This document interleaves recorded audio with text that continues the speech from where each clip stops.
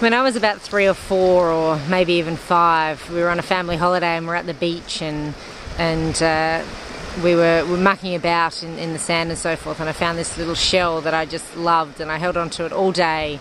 And I just remember my uncle then picking me up and putting me on his shoulders on the way home, and he was mucking about as uncles do, being silly, and made me drop this shell, and I was devastated, absolutely crushed that I'd lost this shell that I thought was the most fantastic thing in the world. And I think we even had to go back to the beach looking for it. I put on such a turn about this shell, and I was just thinking about it just now. I'm sitting on a little island, a little sort of, I guess, personal island almost, called Shell Island, coincidentally, which yeah, it's just spectacular. It's literally in the middle of the ocean, and it can only be sort of trekked upon at certain times of the day when the tide's out. But I found some amazing shells, so I think all that that anger that I had towards my Uncle Dennis all those years ago is now dwindling.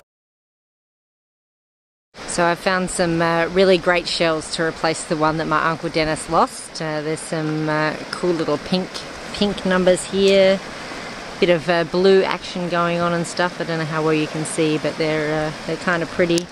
The usual sort of snail shell and conch type shell and what have you. Also some teeth, you know, these ones that look like the fake teeth that you used to eat as kids, you know, those lolly teeth you used to be able to get. I had a bit of a giggle.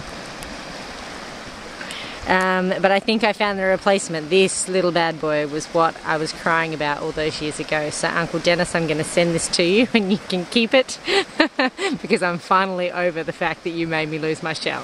Mwah!